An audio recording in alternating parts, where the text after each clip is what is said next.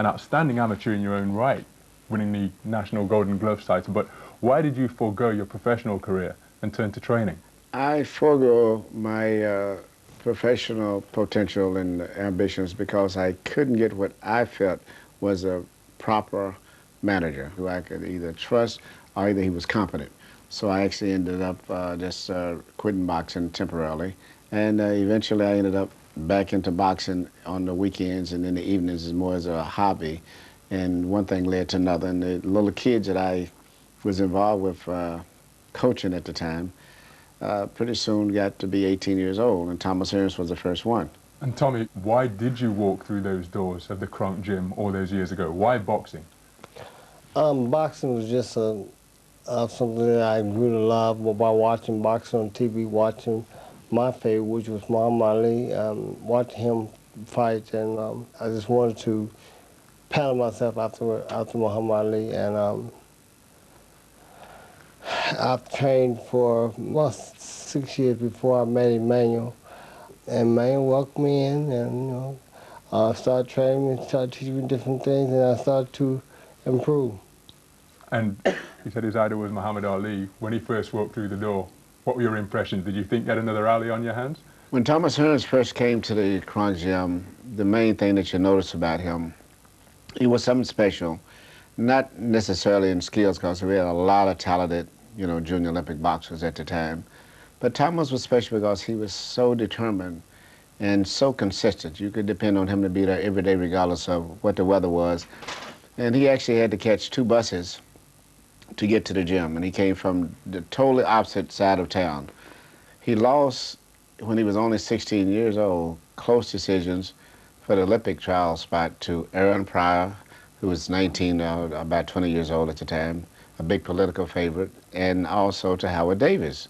So these were big, big names, but at least he made it all the way to the finals in. By the time that Thomas hit 17, he fully developed into his full strength, because each year he would move up a weight division, but he would also grow about 2 inches in height. So all of the growth was being absorbed by the height. So he never really got his strength. When he was 17, he kind of stabilized in around 6'1", and everyone that he had lost to in the past that he got an opportunity to fight with again, he defeated. And Tommy, that amateur career, as Emanual said, went from strength to strength.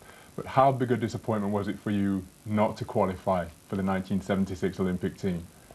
I'm very disappointed with that because, even though I fought a man that had a lot more experience, it didn't make me indifferent. I really felt like I should have been there. I should have made the team. Felt like I was being a big letdown to my country because I wasn't there. Now, given what you went on to achieve as a professional, your amateur career, 155 wins out of 163 fights, but only 12 knockouts. I mean... Not that many. But it's about 12, I think about 12. More, it may not give me very much credit, but it was more than 7 or 8 knockouts. Come on. I knocked most of the guys out with just speed. It took me a while to really start knocking out guys. And what role did you play in getting Tommy to learn how to punch and use that vaunted right hand? Tommy Hearns was always a very spirited, intense performer. But when he turned professional, we focused a lot on teaching him to tighten up at the end of the punches, a little bit more body weight, but still maintain his boxing skills.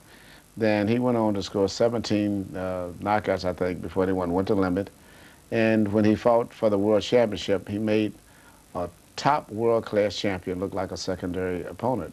But very seldom do you see a guy come out and destroy a world champion the way that Thomas Hearns did when he fought Pepino Cuevas.